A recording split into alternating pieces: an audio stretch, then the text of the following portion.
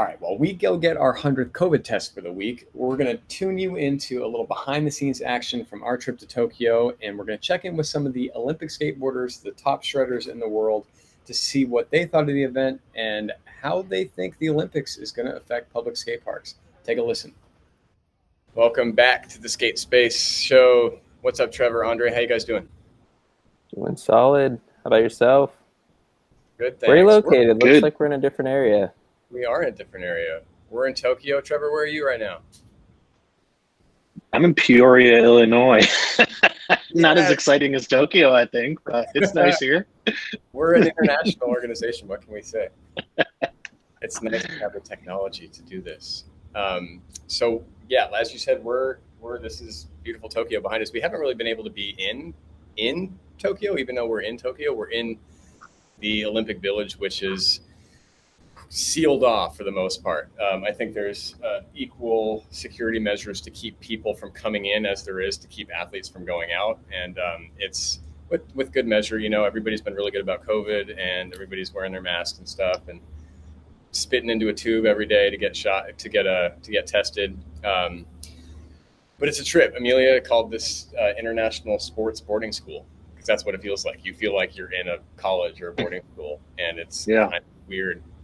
Especially riding skateboards back and forth, because skateboarding is here in the Olympics. That's why we're here. Amelia's. But because of COVID, right? I'm assuming normally it doesn't feel like that at the Olympics. I would assume so. Yeah. I think it's a little bit more.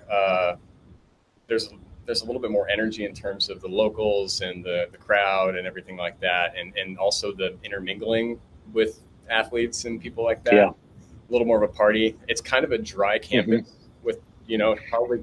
For good reason. We don't want people getting silly during a pandemic, but it's certainly been interesting, and I feel very privileged to be out here coaching for the Polish team, which can That's a nice hat. Yes, it can also be redefined as skating near my wife. So she's kicked ass getting here. She's worked her tail off to be in the Olympics, and we just saw it all go down the last couple of days. What did you guys think of the contest? Andre, would you like to go first? It was super kick, but wouldn't really know what's going on. It was rad. It was also it was all of my favorite skaters in the street last week, and then same this week with the bowl. And it was really cool to see, you could see that on TV, and I've seen that on social media quite a bit. What's different about skateboarding is the camaraderie amongst everybody, regardless of the nation that they're from. I'm not sure if that goes on in other sports. I didn't care to watch the other sports, but that's just really cool to be a skateboarder and see that. I thought it was amazing. First of all, having all the women's events, because that's exploding already so much in skateboarding. It's so cool. I think about how snowboarding started, and it was mostly dudes. And then now it's everybody does it, and there's the same amount of women and men out on the hill. And hopefully this can help with that, with skateboarding. And hopefully it can show these dudes, there's a lot of dudes who don't think women and girls can skate. And now after seeing this, they're they got to be like, damn. Oh yeah. Because they were ripping. Everybody's kicking butt. Some heavy skateboarding. And, I think just from judging by my family and other people who have been watching it who aren't, totally into skateboarding, I think probably the park was a little more dramatic and exciting for them. The street has a little more intricacies, and skaters can do a trick that maybe to normal people doesn't look like it's really that hard. And then we'd be like, oh my God, Yes. So 100%. I think the more people learn about the street events too, it'll help. But yeah, I think it was just killer overall. And the way, like you said, the camaraderie, and people have pointed that out to me, how they haven't seen that in other sports, where somebody does really well and all the other teams or competitors come over and hug them and high five them, fist bump them and all that. It's crazy. It's weird. It's awesome. Yeah, absolutely. And I think we've been you can't really go watch other events right now for obvious reasons. You kind of have to stick to your own event. But there are TVs everywhere, and you can watch it on your phone. And you see, like, there is that fundamental element of sportsmanship where you'll see somebody, you know, from one country or one team, and they'll kind of hug, and it's out there, but it's not built in. It's not built in like it is in skateboarding, where it's so immediate that they're hugging in between every run. There was a lot of love on the deck, and it was really, really cool to see. And even especially, like, my favorite moment so far of the whole, well, all the contests are over now, but my favorite moment of the whole thing was watching one of the skaters. She had the skills and the run and the chance to win a gold medal. Like, she could have 100% walked away with a gold medal. And she ended up not landing her last run, which was her last chance. And she was devastated. You could see right away that she was completely devastated. And then all the other girls in the final went over and lifted her up on their shoulders. Yeah. And it's like, normally you lift people up on their shoulders for victory.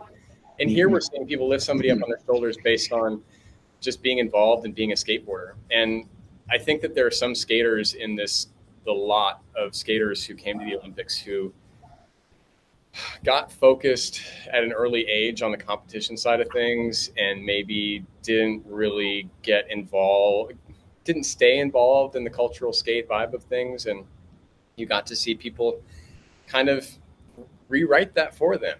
They literally lifted them up on their shoulders and said, this is sick. You're with us. Good job. And watching that, specifically that moment with Masugu, go from one of probably the hardest moments in that person's life to one of the most special moments in that person's life. And shout out to Poppy Star and Bryce and Brighton and Indiara for stepping up in that moment and just being skateboarders.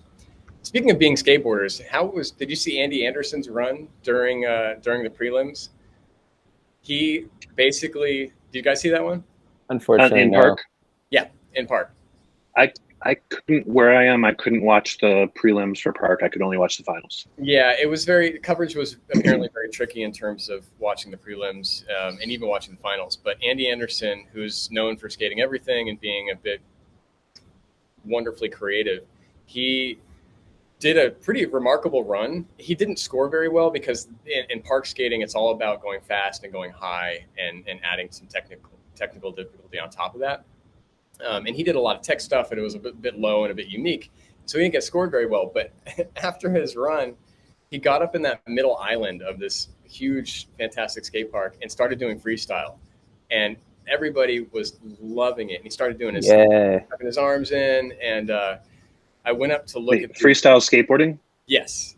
At the end of his run, he did a freestyle skateboard. No, not freestyle rapping or freestyle breakdancing or something. Yeah, exactly. Ironically, breakdancing will be in the next Olympics. Right. But I was up on the course and looking at the logo of the girl or the guy doing the backflip, and I think we got really lucky with the logo for skateboarding. The logo for skateboarding could have been really bad. You know what I mean? Yeah. But it's perfect. It's like the stylish back lip, and you couldn't have. It could be street. It could be street or park. Exactly. That one logo. Yeah. Great point. Anyway, I went up there and I was looking at the logo, and Andy Anderson had been doing his spins, his freestyle spins. His wheel marks were in the head of the logo. It was so accurate. Nice. I saw wheel marks just inside that. The dude's a legend. But on top of that, I think seeing all the girls and all the guys get the chance to go out there and skate on the world stage and represent skateboarding well, because I think that's what we were all worried about, right? We were all worried. One, how is the sport organization going to represent skateboarding? Are they going to rep us well? And how are the skaters going to react? Because, I mean, I skate and I get frustrated when I put pressure on myself. I can't imagine being on the world stage in this heat. I'm literally sitting down right now and sweating through my shirt. It's really, really, really hot.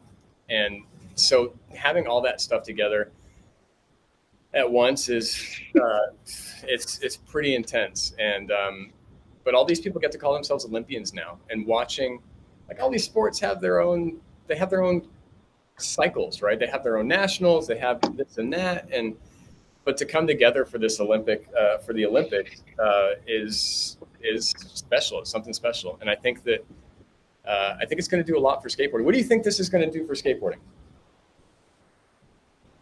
Okay, I'll go ahead. I think that this is going to put it out there more. Like, I love to have conversations with folks and just tell them that, like, hey, skateboarding's going to kind of change, or skateboarding in the Olympics is going to change the image of it. Like, folks want to associate it as a rebellious thing, or some folks don't want to see it in competition. Well, it's been either way, it's just growing the sport and the industry, if you will, and just it's going to only make skateboarding more popular, give it better light, and probably increase skate parks, which is something we love to do. Yeah. Red. And, you know, I was out here, I'm out in Illinois, but my family who was at home, you know, my wife was like, oh, I'll watch the men's final tomorrow when they rebroadcast it or whatever. But then my daughter rushed home with her boyfriend to watch it. And she's, you know, she skates a little bit, you know, he skates a little bit, but they're not like core skaters, right? And then my wife decided to stay up too and watched it and watched the whole thing, the whole finals. And they were all just blown away by it. And, you know, to have that interest from people who, you know, they're sort of interested because of my job and everything and that I skate, but, you know, it's not their thing, right? But for them to watch it, it's like, I think a lot of people who, like, I watch other sports, right? And I get excited about them in the Olympics. I don't watch running or swimming or, you know, even basketball I don't watch, you know, unless it's important games, right? Right. Like I watch football sometimes. But anyway, but I think skateboarding is going to be one of those things where people are going to be like, oh, here's the best skaters. Well, the best skaters, right? Right. From these competitions. Yeah. And I want to see what the top skaters do, you know, just like I want to see like how fast somebody can run, right? Like that's interesting to me. Yeah.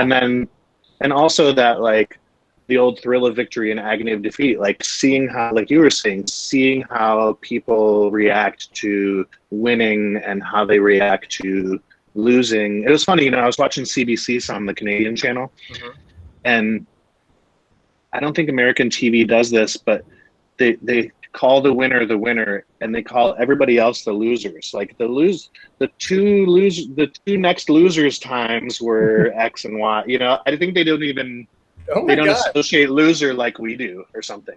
That's like, yeah, that's very. It's like insulting, right? As soon as you said, they're just like, yeah, they lost.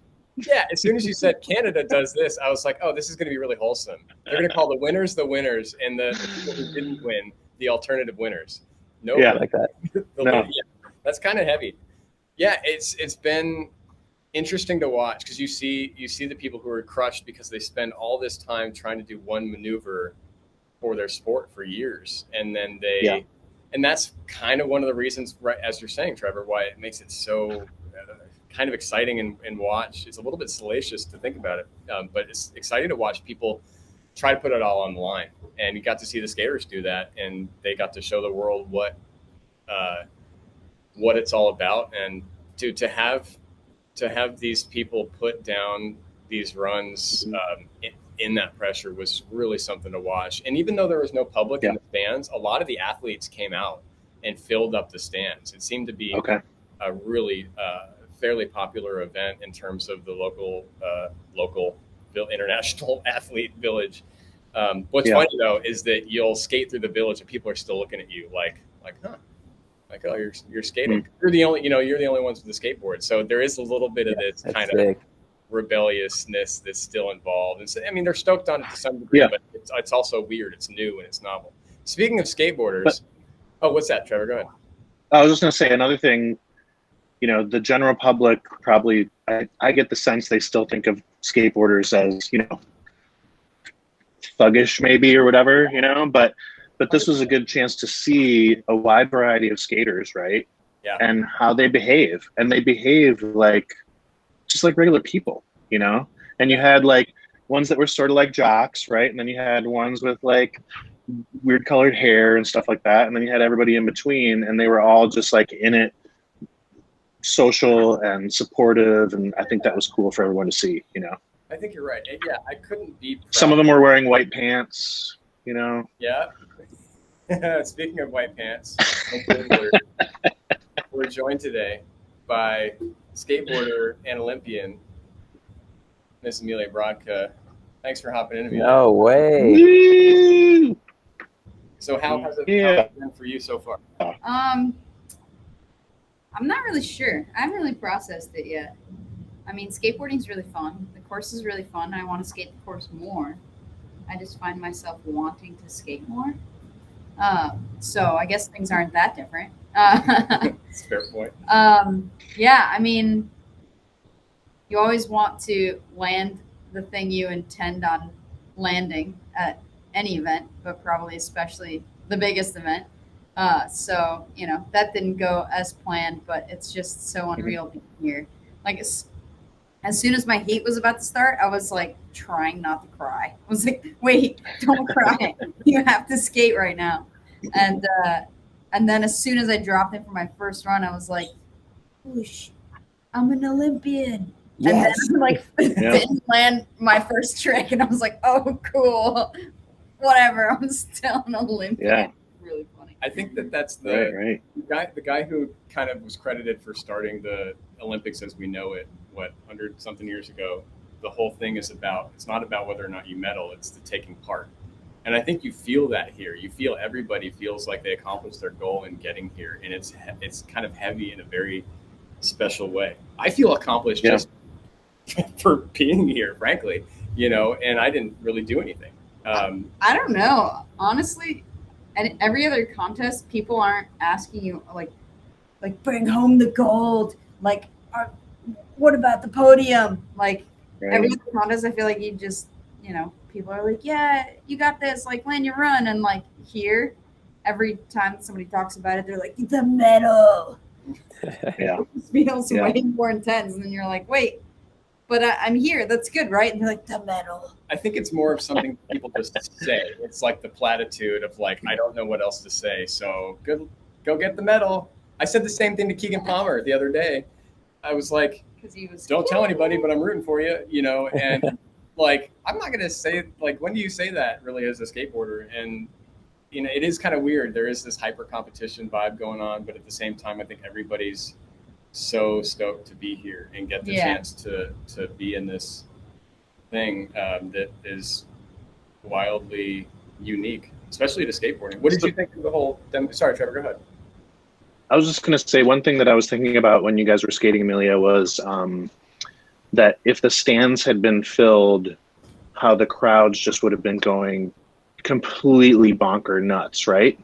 And so how did it feel to be there in this special place and to have all these awesome things happening and to seem like people weren't witnessing it, right? Like, even though we were all over the world, but I was a little bit bummed because I was like, I can't believe this would be completely amazing to have, because I know that all the stands would have been going just completely crazy, right?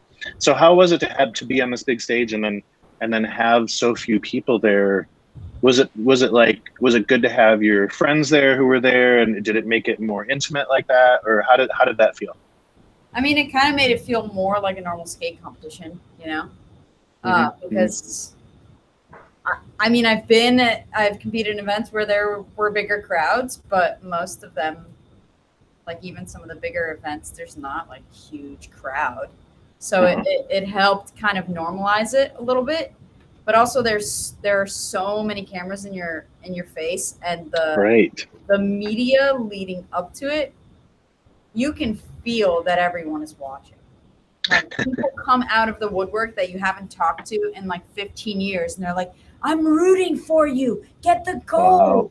And I'm like, we went to middle school together, and you made fun of me for wearing a Spitfire shirt, and you called me a poser. Like, so honestly, you really got the sense that everyone was watching. Good.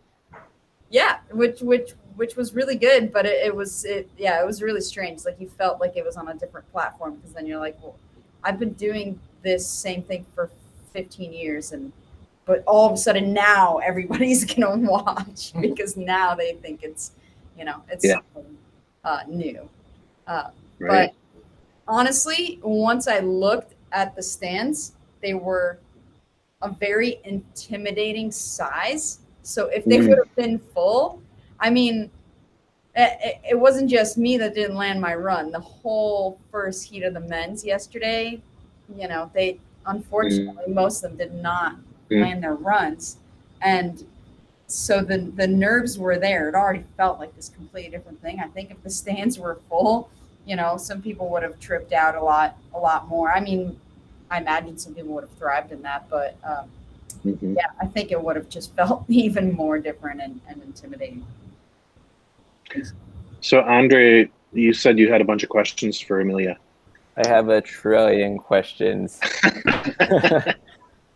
Is this course larger than most like traditional contest course, like say like the Vans Park Series or Dew Tour? It is in terms of the space, the square footage that it covers, which is really cool because you have so many opportunities to hit different features and be creative and unique in your approaches to the contest. But that wasn't reflected in the amount of practice that you have. So usually these things we barely have any practice, and then especially when you're skating park, like everything is different, right? Every wall is different. Every shape of every park is different, and I feel like just figuring out how to get from one point to the other like takes some time, and then let alone like figuring out like the tricks that you really want to put into your run, you know, takes an additional amount of time. And then when you're practicing, it's a limited time window. Everybody wants practice, and that's kind of what, you know, when the best of the worst of people comes out. So it's really hard to figure the course out because you have this limited time window. You need to make this decision, like, okay, which line should I take? Where should I do this trick? Where should I do that trick? And it felt like as soon as you have a line that's kind of working, you just need to commit to it because you know that practice is so finite. So like for me, I even thought about it, the line that I wanted to do, I'm like, well, that wasn't even a very good line. That wasn't even very good use of the course, but I felt like kind of pigeonholed into it because after the first practice, I was like, well, there's not a lot of practice left. Like, I guess this is the line I need to work on. So it was, the course was large, and I feel like there are a lot of skaters that would have skated better or been able to express themselves better with that course structure if there was more time to. Yeah, well, that's something I noticed, that with a lot of the skaters on their second and third runs, they were doing the same run as the first run. So I wondered why that was, you know, why they hadn't added other tricks in or used other part of the parks. So that explains that. And was that lack of practice mostly because of COVID? I mean, it's hard to tell because it's the first time in the Olympics, but what do you think the problem was with that, or the issue, or do you even want to talk about it? I'm very keen to find that out, honestly. Okay. Yeah. You know, I spoke to the organizers about it multiple times, and it was strange because I'm part of the athlete commission. So theoretically, the commission is supposed to be part of the conversation when big decisions such as the practice schedule are made. But we were just sent the practice schedule right before we came out here. And most of us, like, we talked about it internally. And we're like, what is this? Like, is this a joke? And we were trying to message them and give our input. And they're like, the decision has been made. And I'm like, well, why didn't you communicate with us? Why couldn't it be like mutual, at least a conversation, you know, around it, at least so we would feel like we gave some input. But yeah, I mean, I know that the organizers have a lot to juggle. So, you know, I can't imagine what it's like to be in their shoes and all of the things that they have to account for in terms of like being in an Olympic event. So I'm just looking at it from my narrow perspective of one. Sorry, I don't know about that. Yeah, go ahead. Because, okay, so you're part of the organization of it, but you got a part of that because of your expertise in the organization of events like Exposure, correct? Yes. Yeah. Well, yeah. Yeah, that's a fair to say. But even at Exposure, we deal with a fair amount of bureaucracy in terms of like permitting and scheduling and juggling. And I'm sure that here at the Olympics is on a scale that I probably can't even begin to relate to. But I hope to learn about it more. You know, I spoke with them after the event, and so in September we'll get back to kind of talking about, you know, what can be changed, because qualifiers for Paris are starting next year. So wow, that's wild. Well, yeah, I have a lot of thoughts. Go ahead, Trevor. I'm trying to think of another sport in the Olympics or another event where there's a different venue every time. Like the playing surface or whatever you want to call it is different, right? Because most sports or events can be practiced somewhere else in the same way, right? But they're going to, I mean, the Olympics are going to have to learn that the skaters are going to need a little more, unless they're like, oh, only the best ones can come and skate it blind, you know, which is kind of dumb. But I don't think that was their intention, you know. Yeah. Their intention was to have good skateboarding, you know. Yeah, I think if they want the best show, they would have to. There needs to be practice. Because, like you said, even as a viewer, you were like, well, they just did that. Why are they doing it again? You know, maybe they change one trick, you know, maybe they grab a little bit differently. It's because they're like, well, this is the one line I had time to practice, you know. So, well, and I think normal people who don't skate probably didn't notice that. Right. And I didn't think it was bad. I just wondered why, like, you'd think that to increase your scores, you would do, like, if you had a high score, you would do a different run next time and try to make it better, right? But yeah, and especially, I think a huge thing is we always get some time between qualifiers and finals, because right.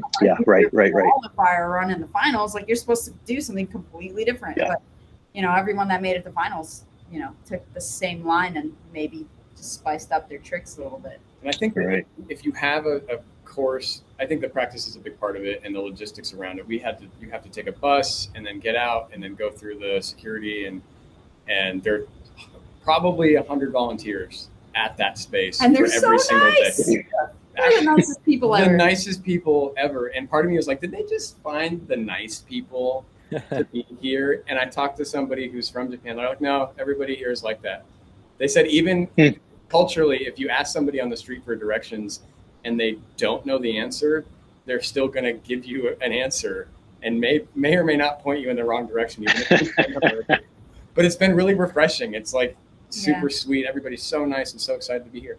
But I think to the point about doing the same run, if you have a very basic setup, like say you have 2 quarter pipes and some street stuff in between, people are going to change up their run because they have the ability to deal with that framework that is on a kind of baseline linear format. This park is so complex. There's so many different walls, so many different hits, so many different angles. It's like seeing, I mean, if you throw a marble into some weirdly shaped bowl, it's going to go around in a certain direction. And if you throw it in the exact same spot, it's probably going to go around in the same direction.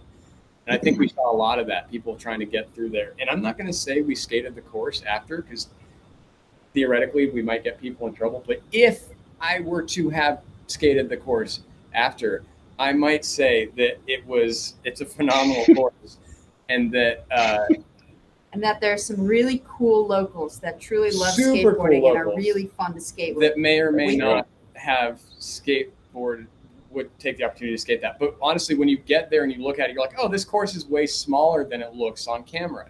And then you smaller get in terms of height. Yeah, smaller in terms of height. And then you get in there and you're like, oh my God, this course is like twice as big as it looks on screen. Yeah. What's going to happen to it? It's going to stay. So good. It's built like, it's not the not old school. It's not the, we're going to build scaffolding and then pour 3 inches of concrete on the scaffolding, like some of the old Park Series contests or things like that. This is full rebar, 4 or 5 inches of concrete, compacted dirt. It's a proper public skate park. Nice. There are condos and apartments right across the street. We're moving. We are moving. We're calling from our new home. We need more practice. Exactly. It's going to be there for at least 5 years. The tricky part is that they're going to build a new development up close to it and possibly on top of it. The trickier part is they may take a long time to take all the scaffolding down, get all the infrastructure, all the team buildings, all the offices out so it can be open to the public. And the builder is working on saying, hey, look, just open it now, create a safe walkway so there's access.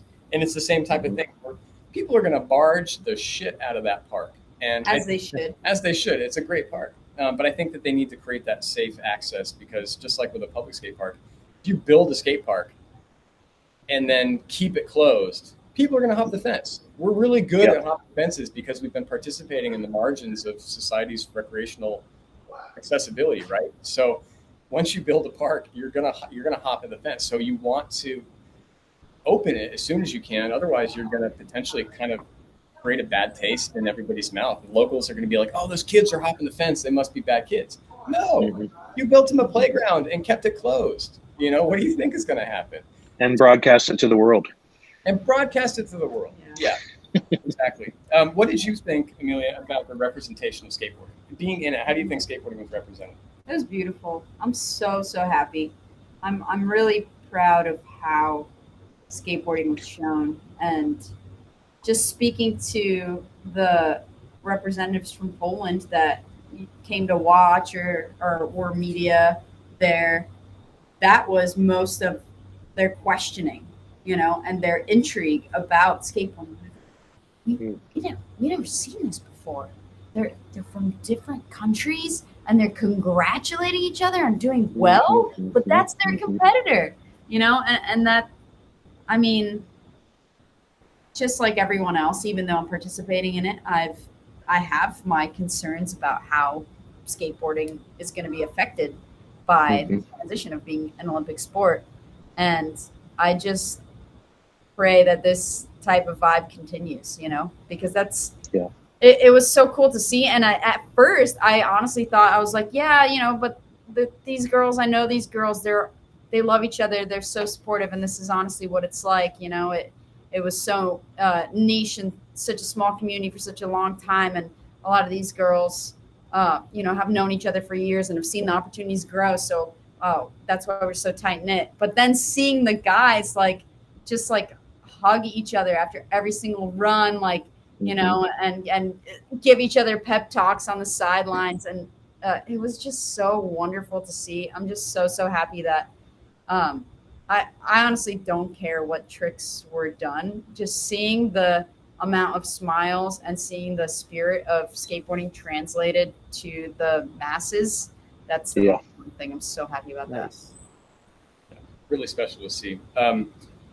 Speaking of it growing from kind of this place of being seen as a niche sport, and you, the person in middle school who called you a poser for wearing a Spitfire shirt and now hit you up and said they were rooting for you at the Olympics. I've heard more than 6 or 7 people say that we wouldn't be here without the people who have been advocating for better representation in skateboarding and getting skateboarding contests there that represent all facets of the culture. And I think we all owe you a debt of gratitude for what you've done with Exposure to create a platform for competitive women's skateboarding when there wasn't one, and to keep it there as the center of competitive women's skateboarding. How does it feel to see competition parity at this level? I mean, it's really nice because when you say competition parity, I've been used to it, you know, for a long time. We've had parity now, and it's like and for a long time, I mean like 3 years, which in these young girls' lives is an eternity, you know, but I'm just really proud to see how these girls who, you know, have been skating in Exposure contests for like 10 years or, you know, had their first contest at Exposure, just seeing what kind of humans they have grown into, not just that they're Olympians, but that they're, you know, literally lifting others up when they fall. And that was just, I teared up so many times, even just thinking about it. And then seeing Olympics, like doing so many special social media posts about that moment and about moments like that. Yeah, I'm just so grateful to see it. And Yeah, I can't believe it. And seeing like the level of women's skateboarding grow from one event to the other, it's been really, really exciting, because there's always so much progression between an event. You're always like, wait, she's doing that now? Or like, who's this? And who's this doing that? And like, wow, I have never seen a female human do that, and it's moving so quickly. You almost don't even have time to process it. And so it's really, really cool just to see the amount of progression. I think that there are still changes that need to happen. I try to always look at the positives, but there is a ways that we need to go in terms of like the guys had more practice time than the girls, and that they like glossed over that in the first meeting. They're like, yeah, so the guys have more practice than the girls, but Wow. and they were like, no, it is equal, because I talked to them afterwards. They're like, it is equal. You have a practice session after the men's contest, which actually didn't happen because we tried to skate and we were skating theoretically after the contest yesterday. And I was supposed to be skating, so I don't feel in trouble for saying this. Yeah. But there actually wasn't really permitted. Like, we literally got water sprayed on us. And by we, I mean, Man, that's messed up. I mean, I got water sprayed on me because it was hot, and I asked for it. I said spray water on me. But to your point, I mean, we're back to advocacy. Advocacy to create a space, create representation in competitive women's skateboarding. Advocacy to get the right amount of practice. Advocacy to change a really dangerous practice format of a free-for-all with a blind island in the middle of this giant thing in an organized jam.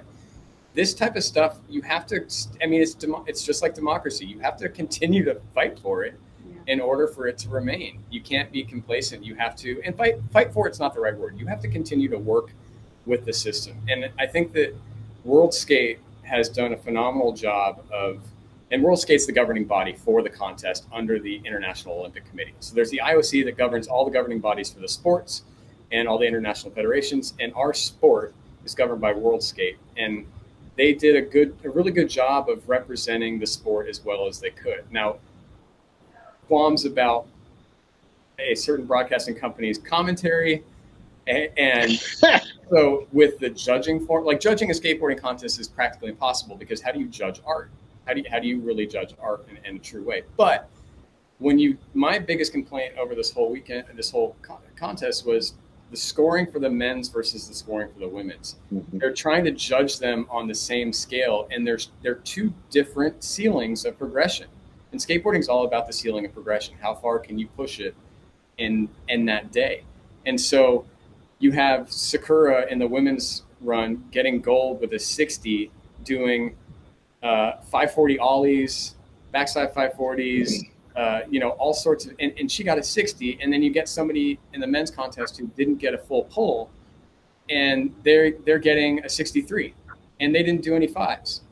So it's weird because they're trying to judge it on the same scale. And I'm not knocking the judges, because I'm friends with half of the judges, and they're good people, and it's a really difficult thing to do, but they just need to reorient the format. It's not, skateboarding is one thing. And you might say, well, why does it matter? Well, it matters because it's going to make the competitors feel less than. You do your best run in the world, you do the best run you've ever done, and you're getting a 30 out of 100. It's not right. And worse than that, little girls are going to see that and say, I guess we're always going to be less than the guys. And this isn't the judge's fault. It isn't World Skate's fault. It's just a part of the process of skateboarding growing from seeing itself as this one unit that was mostly guys, and then a lot of girls blazed the trail, and then the girls came in and created their own space, and then the rest of skateboarding is like, oh shit, this is super cool, let's support this. And it's just kind of all adjusting to where it needs to be. But that would be my main gripe with the contest. Everything else, I think World Skate and the judges, I've judged a contest, like a couple contests, but Dew Tour a while back, and it is so stressful and not easy. I can't imagine them doing it on this scale without it being a really heavy ordeal. But I think they judged really well. And aside from the scoring ratio issue, I think the judging was pretty on point. it's not on the judges. It's on the people who implemented this system, because they made this a conscious decision. And I thoroughly disagree with it because the logic is not there, and they know I disagree with it.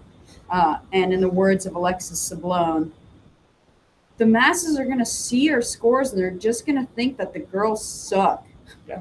Yo, And it's true. It's coming from Alexis, who did like a kickflip front 50 down a massive hubba and got like a 3. What does that even mean? And the whole, I understand the premise behind the judging. They're seeing this growth and this like huge gap in terms of what they're used to seeing girls and women do in skateboarding and what they know that they can do, and they're seeing it change so rapidly, so they want to promote growth in it. But with the same breath, they'll say, well, the scoring is different each day. The run that you do in semifinals isn't going to get you the same score as the run if you did that same run in the finals, because the score is dictated by the field during that particular competition. And so I'm like, so go ahead. Were the judges the same for the men's and the women's competitions? Yes. Yeah, the judges are great. Yeah, the judges are great. They're just doing their job. But this is were they men or women or both? Both. Yeah. Okay. It's not the judges' fault. It's just that the framework was built around this two different types, or scoring the same for two different levels of progression. But if you are in one level of progression, that's one level of progression, and it should be judged as such. And so this, it's going to take advocacy to keep moving this along, just like anything else. I mean, that's my primary gripe with it is if they, and we know this to be true, that the scores are just going to differ based on the field of competitors at that time.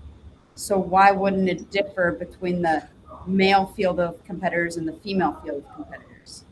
Fully different samples. So it's just it's frustrating. Right. And this is like this frustration. This is not the root of advocacy, but it helps. You have this agitation and you want to speak up about it. And this is, for all the skaters out there who are wondering how to take this moment of the Olympics and capitalize on it and say, because there's really no better, there's no easier way to say, hey, this is a real thing as a sport or as an art form than say, hey, look, it's been included in this.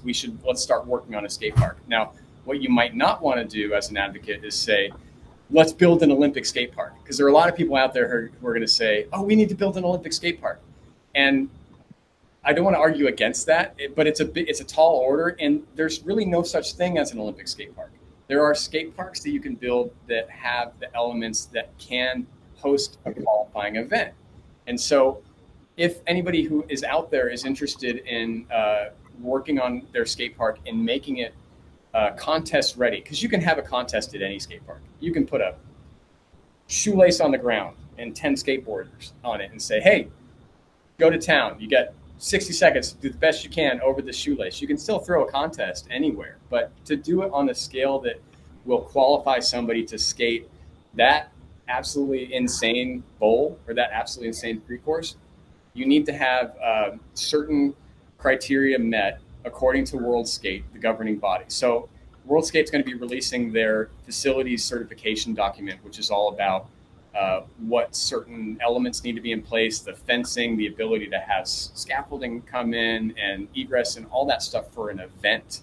So we are going to see this kind of two levels of skate parks now, the normal skate park and then this event-based skate park. Now you can support a community socially with an event skate park, and you can have a competition at a normal skate park. But if you do want to go that extra level, go that extra mile to make it competition ready, there are a couple things that you need to consider. Like it needs to be over 12,000 square feet. It needs to have XYZ. So you can hit us up or hit up World Skate to talk about that and figure out what might be the case. But the Olympic skate park is kind of a misnomer, except for this one. That is technically an Olympic skate park. What you got, Andre? with regard to that, will there be like a standard to like the surface, the coping placement, tolerances and things like that potentially? Or will that be something that'll like move forward? I think that there is a standard in terms of finish and production, but I think that it's not, according to the certification documents, it's not built into that, but the contest organizers build in the language for the construction before anything else. So there are some elements that are specific to, there's like the design of the skate park, and then there's the construction execution. Okay. And contest organizers are putting that thing in terms of, it's got to have pool coping, it's got to have this and that. And I think there is this unwritten notion that you have to get somebody who knows how to build skate parks to build this. And thankfully, because there are certainly times, I mean, we saw that the BMX riders weren't very happy with their course based on it not necessarily, and I'm not trying to throw anybody under the bus. It's hard to make a skate park. It's really hard to make a skate park, and it's really hard to make a good skate park built well. And so taking your time to work with the athletes and make sure you have advocates in place to support the effort is really important. But it'll be interesting to see, because I think this is a lot, and we'll cut to a couple of interviews that we have with some of the athletes and what they thought about the contest and why they think skate parks are important. And some of these athletes are like, I'm just stoked to see some of these skaters. I'm just stoked to see skateboarding on this level, because it's going to help more communities want to build skate parks. The risk is whether or not the communities go about it the right way. You don't want to have somebody say, oh man, skateboarding's in the Olympics, we need to make a skate park. Call the closest construction company. It's not, you don't really want to do that. You want to call somebody who knows how to build skate parks. That's for sure. And that'll help get you through it. We need to go get our COVID test. We do need to go get our COVID test. We're already very late. For those of you just listening on audio, feel free to hop over to our YouTube to see some of the visuals behind this, but we'll lead you through it. First up, we got Heimana Reynolds from Hawaii representing the U.S. So what's your favorite thing about skateboarding? About skateboarding? My favorite thing about skateboarding is traveling and pretty much meeting everybody. You know, like I made lifelong friends with skateboarding, and I'm so thankful for that. And what do you like about skate parks? Skate parks? I love the fact that each skate park is different in its own way, with figuring out flow and the different heights and everything. Like I grew up skating skate parks, so I just fell in love with the fact that when you get to a new park, you have to just drop in and just kind of go and figure it all out on your own. So I love that. And do you think skate parks are valuable for communities? Oh, 100%. I think that skate parks are really good for the community to bring everybody together and kind of share the love of it. Fantastic. Yeah. And do you have any specific memories at a skate park? Oh my God. I mean, my skate park in my hometown, Hawaii Kai, it's small, but it's got like all around from 4 to 6 feet. And that's pretty much where I made all my friends in Hawaii. I mean, I didn't have a lot of friends growing up, like school friends, but I just go to the skate park and feel at home. All right, now we got Brazilian Pedro Quintas. Thank you so much. Everybody skate is so good. Actually, I wasn't able to put my run on it, but I'm super happy. You know, I made the finals, made history right here, and I really like the park. It was super sick. Everything was perfect. The island was gnarly, but it's super cool too. I really liked it, and I wanted to be back here, not for competition, only to skate and have fun. Nice. Thank you. And why do you think skate parks are valuable for the community? Oh, the skate parks are super valuable because everybody like needs to get a park just like this. In Brazil, we just have bands, you know, like this level, and super good because you can see like a lot of kids coming from these parks, you know, and actually going to an Olympics like in the future. So it's super sick, and just I'm so grateful to be part of this. Now we have the legendary Jaime Mateo from Spain, the guy who will blast any transfer you can put in front of him, and he brings the vibe wherever he goes. It's good to hear his take on skate parks.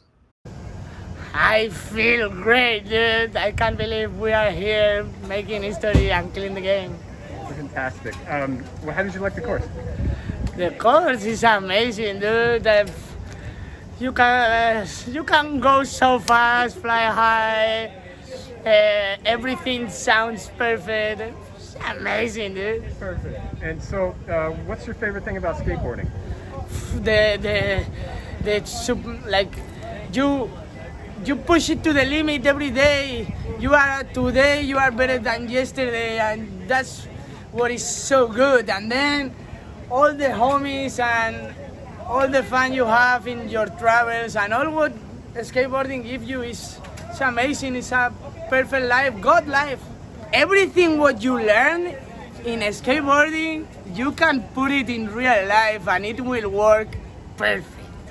Yeah, buddy, skateboarding is everything. You can skate a rock, but skateparks is so good because all the people from the city or from the village where that skatepark is, a lot of people share moments there and everybody meet there, and sometimes you don't need to call anybody for meet with friends in the park, you know.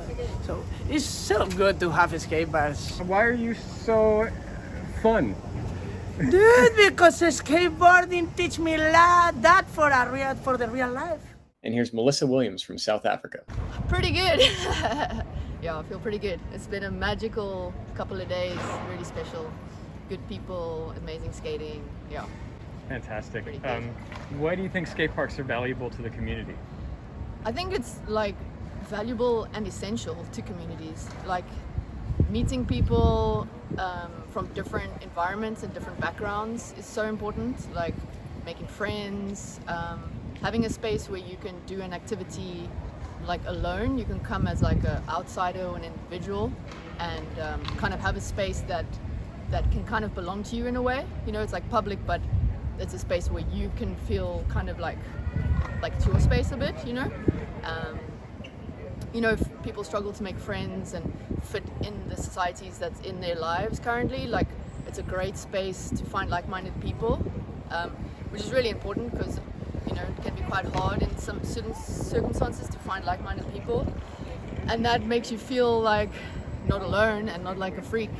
And that does wonders for your like overall well-being and your kind of, you know, how you see yourself and how you value yourself. So I can't talk enough about how important it is. You know, for me, if there wasn't a local little spot to skate, I wouldn't be here today, because without that skate park in my community, like I wouldn't have been introduced to it, you know. So I think it's, and without, you know, a skate park, we wouldn't have had contests. I wouldn't have been able to travel for skateboarding. I wouldn't be able to be here. So it's, to me, it's like the most to me it's the most important thing, and it doesn't have to be the biggest, best. It just needs to be a place where people can go. Fantastic. What's your favorite thing about skateboarding? It's just so much fun. You can just go and like be yourself, and there's no rules. There's not like you have to, I mean, like there's like certain cultural no-nos, but you can literally do whatever you want. And I love that it's creative, because you can be like, okay, everyone's kind of skating like this. How can I think differently and like maybe just like be myself? And that becomes like, oh damn, look how she's doing that thing, you know. And your individuality can really like shine through skateboarding, and you can really like just express yourself and find like this space where you can like celebrate your uniqueness, which I think is really special. Wonderful. And if you had a sentence or two to convince a mayor of a town to put in the skate park, what would you say? I would say that it brings people together, not just skateboarders, but the overall community. There's just a sense of wonderment when people walk past and see people skating, and they're amazed by it, and they kind of gather in a positive way and build connections and build community in positive ways, and, you know, come together. So I think it's kind of like a light, you know, like it illuminates an environment, and I think that is hugely beneficial for a society and a town, and it can only bring more positive things. And here's Madeleine Lacheron from France with her thoughts on skate parks. I feel really good. Like, I'm proud of myself because I skate great and I have fun with my friends, so I'm happy. Good. What's your favorite thing about skateboarding? Like, all the memories that make me feel happy, all my friends and all that stuff. Like, every time a skate park come in the city, like all the kids welcoming, and that's great. Like skateboarding teaches me to be like nice to everybody and respectful. And here's Danny Leon from Spain. How do you feel? It was a mix of feelings. At the beginning, I was a little bit sad to don't be on the final, but then after watching the final, I was so happy to see how skateboarding is well arrived in skateboarding. So I'm really happy for that. Wonderful. What's your favorite thing about skateboarding? I think it's the feeling that we have between us. Is we don't care about the competition. We are not rival family. We are friends, and after the contest, we are going to the bar to have some beer. So I like that how friendly we are. Yeah, I think I am the person that I am today thanks to skateboarding, because I started to skate with 9 years old. So I travel a lot thanks to skateboarding. Always that I travel, I have my skateboard. So it's always with me. It's like more than my girlfriend. I mean, it's always with me. So skateboarding. I'm skateboarding.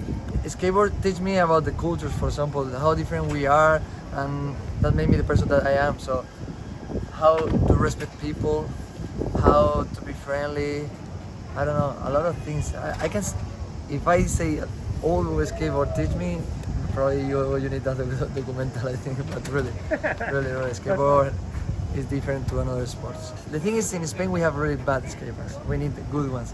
So I like transitions usually, because you can skate street on the street, but I like when they try to mix a lot of different things in the same place.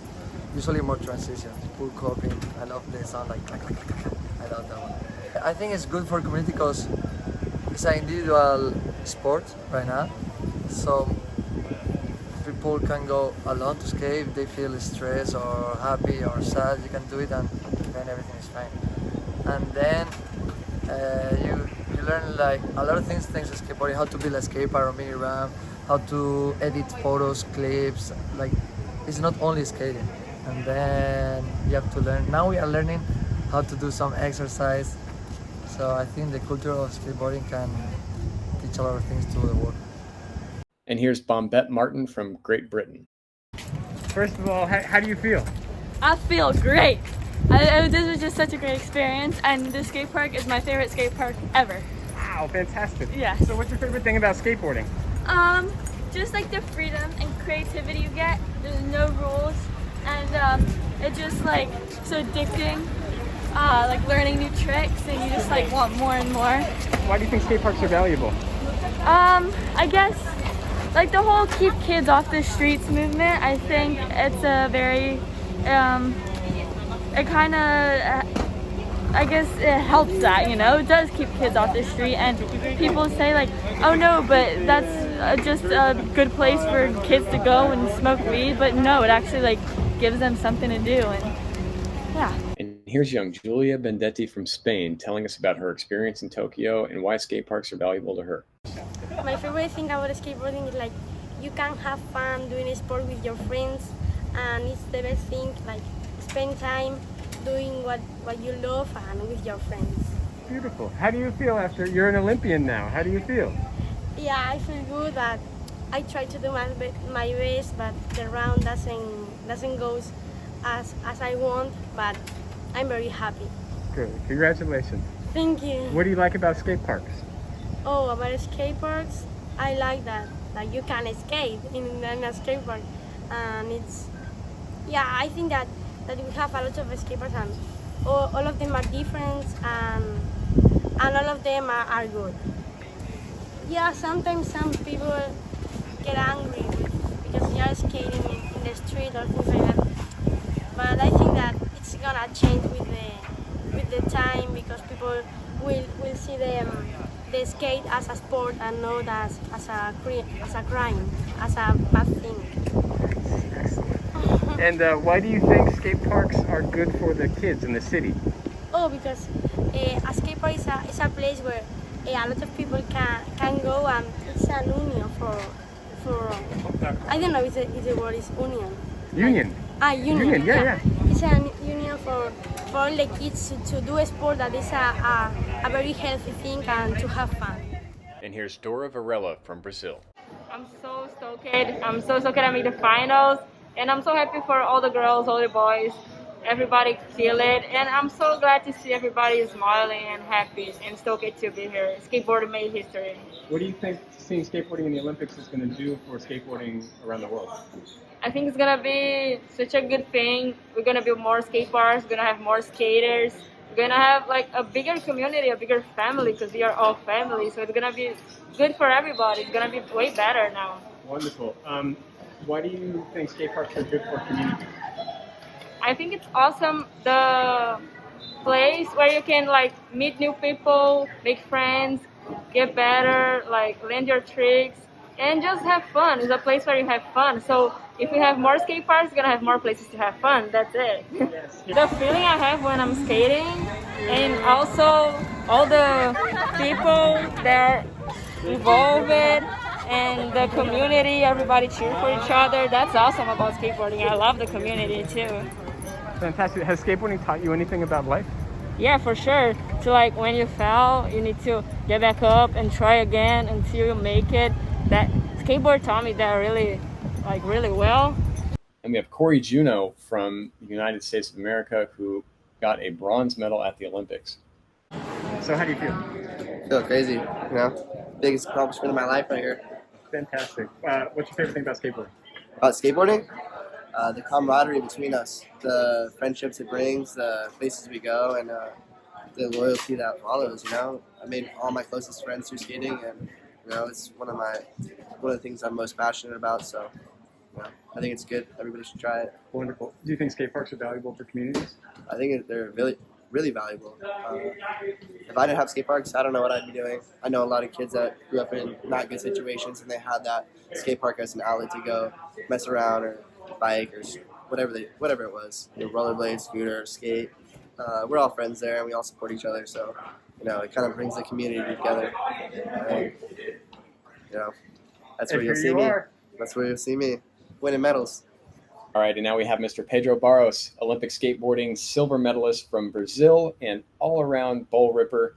He's going to tell us what he thinks about this event and what it's going to do for public skate parks while sitting in a ice-filled kiddie pool beating the Tokyo heat. Man, skate park is amazing. I think it's bringing skateboarding, especially the park kind of style, to a new level because they really stepped it up. It's a lot bigger than the usual parks we're used to.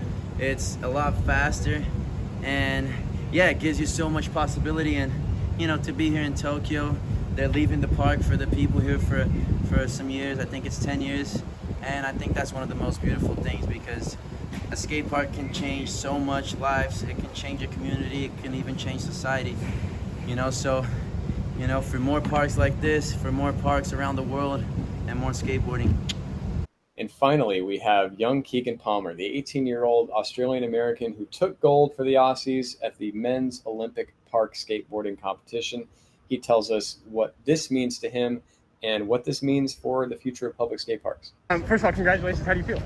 It's an absolute honor. I can't believe it. You know, like, been working my ass off, and I just think skate parks need to go everywhere. Like, they need some in the Gold Coast for sure, and bring them there, and maybe I'll have enough money to build another skate park there, but we need them.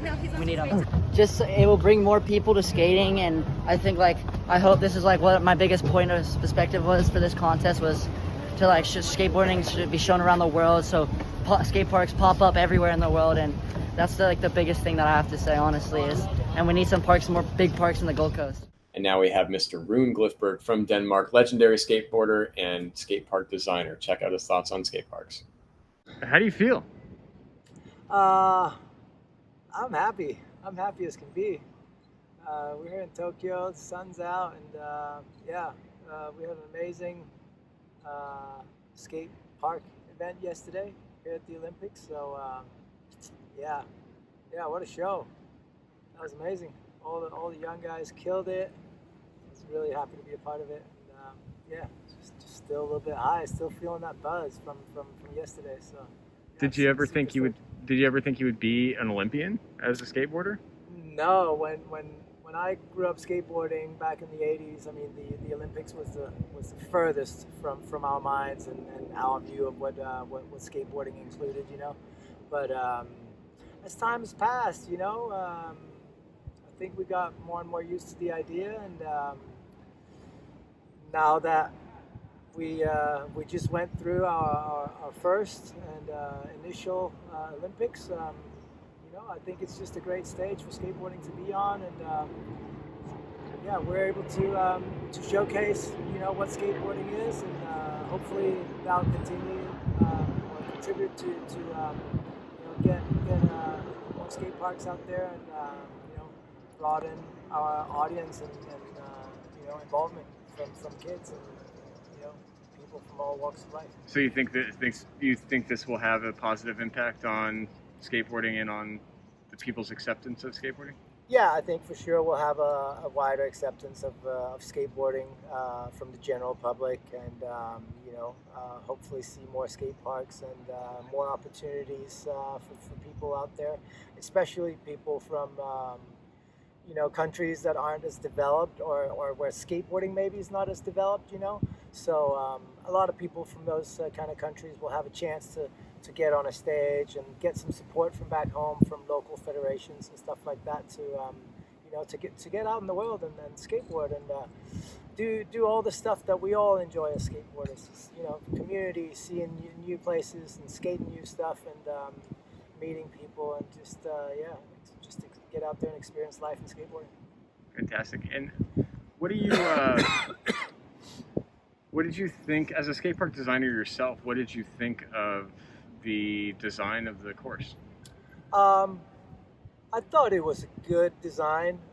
We could have used a little bit more time in there. It was definitely a challenging course. It's not a park course for the average skateboarder, but for the top guys in the world, the thing definitely worked. I was challenged on finding the right lines. So with the time given, I just took the approach of finding the stuff that I knew that I was good at. So I wasn't really trying to challenge myself too much as far as lines and different. Yeah, just different variety and stuff like that. Right. That seems to be a consistent thread, that there wasn't quite enough time to really learn such a complicated space. Sure. It was a really tall park, and it took a lot of energy, and you really had to be cooking from the start. As soon as you lost speed in there, you're kind of lost, and the island was really big, and so that created some challenges for a lot of people. But I think generally it was a great park course for the Olympics. Maybe not the best course for your average skate park, but I think it's great to see a lot of different types of skate parks out there, and that breeds a lot of different skateboarders, and that ultimately kind of goes to variety in what we see, and how people's perception of skateboarding and how they pursue it. How critical is it to get a designer or an architect who understands skateboarding to create the skate space in your community? Well, I think knowing skateboarding when you're creating something for skateboarders is, that's the number one priority. As skateboarders, we've always been drawn to cool architecture, and where there's a nice bank or a handrail that's exactly the right height. But with just a little bit of knowledge and programming of the public space, there's a lot you can do, and where you can transform regular plazas and squares into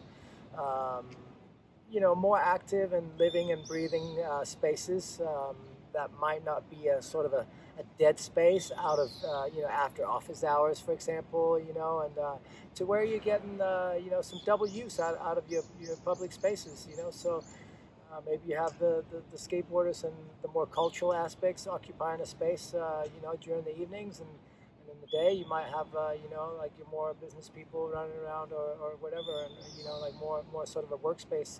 So just creating public spaces that cater to day-to-day activity, I think is really something that all architects should be looking at in the future. And what do you think these spaces do for a community?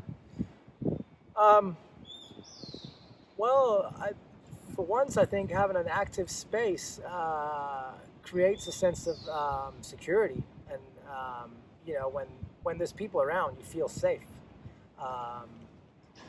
Maybe people have to get used to the idea that skateboarders aren't hoodlums that are out to rob you or whatever.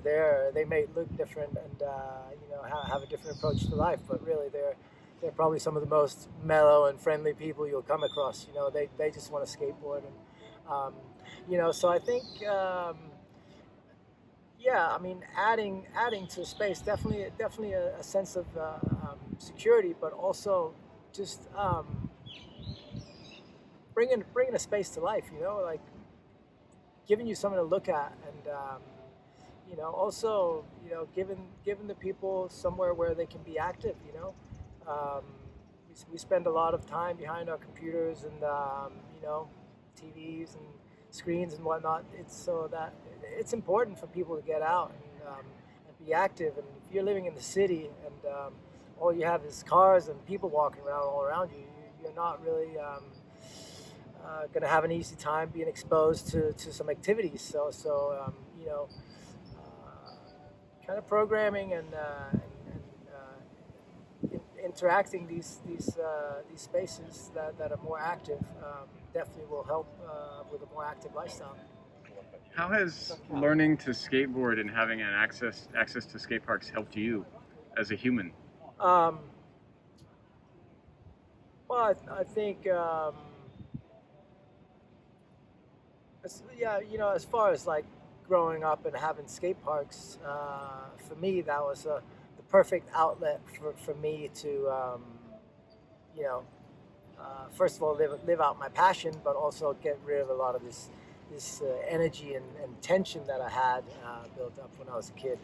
You know, without that outlet, I think maybe I could have easily gotten into some, you know, badly behaved activities, so to speak. So, you know, I think it's just important for kids to have a space where they can, you know, feel that they can live out, you know, their activity and what they want to do, you know, and they feel safe there, you know. They feel like that's their space and there's no one telling them what to do. So in that sense, I think it's hugely important to have those types of spaces. And for me, it was definitely a deal breaker on how my life turned out. How do you think, I mean, you've seen skateboarding from a few different cycles. You've been active in the culture, in the ethos for several decades at this point, leaving your mark repeatedly. How do you think, are you happy with the way skateboarding was represented at the Olympics? I'm very happy with how skateboarding was represented at the Olympics. Besides the Olympics being a skateboard competition, I think we showed the world exactly what skateboarding is, you know. We had young girls falling down, blood running down their arms, getting up and not even worrying about it, not looking for a doctor. We had great sense of community, people hugging and appreciating each other's skateboarding and love for one another, you know, between all the different countries. We had skateboarders that are cross athletes, that are great snowboarders as well, you know. Yeah, I mean, Andy Anderson doing a freestyle demo in the middle of the park contest, you know. Yeah, I mean, skateboarding's so diverse, and I think that's what we showed. And you know, it's very versatile. There's a lot of energy, and I think we ended on a bang in the men's park competition, where it actually kind of almost got a little bit unruly, so to speak. You know, like Kieran Woolley taking an extra run after his last run where he fell on his last trick. You know. Knocking a you camera know, guy down by accident as well, and that wasn't on purpose, but it was The raw. security guard got, I mean, the cameraman got ran over, and you know, there was just a lot of energy, and people weren't really respecting the credential areas, and skateboarders that were in the contest were suddenly mixing with the press, and you know, just kind of like, yeah, I mean, we gave it a good shot, and we showed skateboarding for what it is, I think, and you know, maybe besides the fact that we were competing, it was a great skateboard event. And finally, as a skate park designer, what type of advice would you give to the kids and the adults out there who are advocating for skate parks and working on skate parks that want to create a good, I mean, they work with professional designers to put it all together, but they want to put their own, you know, their own take on it. They want to create something unique and cool. What kind of advice would you have for the world of skate park design, whether amateur or professional? Well, I think the best advice is don't think you're going to make everyone happy, because that'll never happen. We all have different views on what we want, and you know, with that in mind, I think also be a great listener. Listen to what other people want. You know, I found that you know, sometimes you think you have the right idea, but maybe just a little bit of a different perspective can actually you know, make things better, and don't think that you have a or the best design the first time around. So don't be afraid to you know, kill your darling, as we like to say on the at our studio, and start new. You know, come up with a new design, or you know, try to make 5 different designs to start off with. You know, sketch your way towards something, and be really open to different opportunities and different designs. I think that's the best advice to give. Perfect. And the very last question: how does it feel to land an overhead high heel flip frontside air at the Olympics? Oh, yeah, I was happy to get a big trick in the Olympics. You know, I wish I would have had some more. I had a lot up my sleeve that I wanted to get out that day, but unfortunately it didn't roll that way. But yeah, no, it felt amazing. I'm hyped to show the world that you know, even at 46, yeah, there's no holding back. But it's you know, let's continue to go hard, and you know, Tony Hawk's a huge inspiration, and you know, he paves the way, and so many more before him. You know, so yeah, thank you, Tony, and the Tony Hawk Foundation, and yeah, thank you to everyone for listening. And here's a legendary young Australian skateboarder, Poppy Star Olsen, making the finals in Tokyo and lifting us all up when she showed that incredible bit of skaterhood by lifting up Masugu along with Bryce, Indiara, and Brighton after Masugu couldn't pull it together for her last run. But she really showed us what it's all about, lifting up a fellow skater and just bringing the vibe. If you haven't seen Poppy's new documentary, Tall Poppies, go check it out. It's a really well-produced story about her illustrative career in skateboarding. Here's Poppy's thoughts on skate parks. I think my favorite thing is that everyone is so different and unique, and there are no rules, and everyone has their own style. But I also love how supportive everyone is, and you can kind of find your own little groups within skateboarding and your friendship groups, and you can just like try whatever you want, and yeah, it's so fun. I love that every skate park is so different, and you know, when you get to a new skate park, there's always new obstacles and things to try, and like a lot of the time stuff that you've never seen before, and it's just like fun to have a session, like go down with your friends, like whether you're like having food or a barbecue or something, and you can just all go down, hang out, try new stuff. Everyone can pick an obstacle and like try things. It's like, yeah, it's super fun. Perfect transition and stuff like that. I think skate parks are definitely valuable for the community. Like, I think there's definitely a lot of communities too that it helps a lot, and it kind of brings kids together, and it gives a lot of kids and people something sometimes that they didn't know they needed, and like an outlet. it definitely was an outlet for me. You could kind of escape the world and have something really awesome to try, and I think it would definitely help a lot of kids and has helped a lot of kids. I think I grew up at Bondi skate park, Bondi Bowl, and when I was younger, I'd always just have these sessions with these older bowl skater guys, and they'd always help me out. And I think just lots of memories of barbecues down at the skate park was really fun. Just can kind of bring your family and friends down, bring your dog, have a barbecue, have a skate, and then also going to America and meeting all of some of my best friends for the first time and around the world, and just I think always making a new memory at a different skate park. So when you travel, is one of the first places you go, the skate park?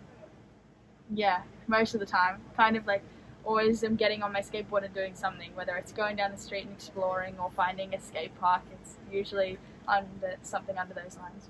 Wonderful. And lastly, how does it feel to be here?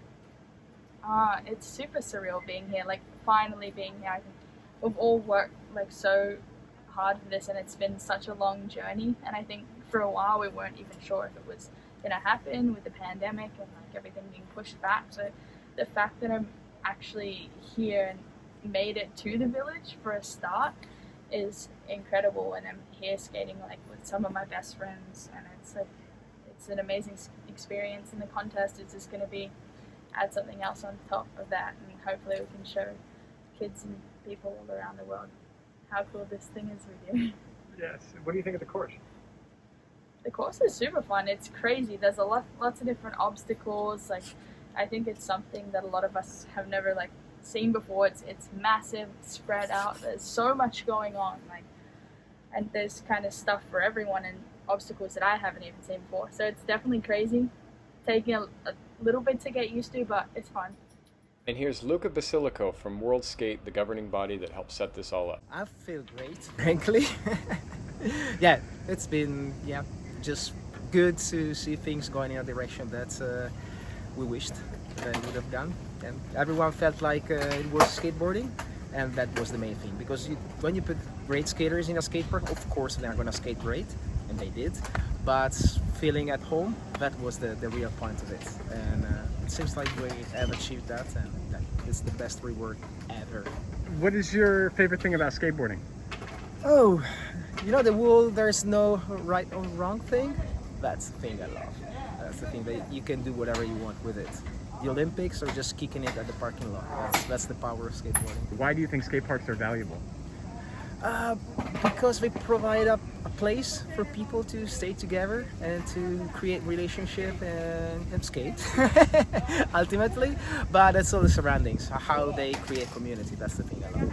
Wonderful. And in terms of this whole setup and creating the skate park for the event, what was the biggest challenge for this whole thing? Wow, this is one of the biggest things achieved, because being able to fit all the let's say logic of building a skate park into such a structured environment as the Olympic environment and the Tokyo metropolitan government, that's been a big thing, and making sure that the right people would have been taking care of it, the right materials, the right processes and everything, that's been the hardest thing, and it came together as well. Wonderful. And what advice would you give to anybody who, if you had to convince a mayor to build a skate park, what would you say?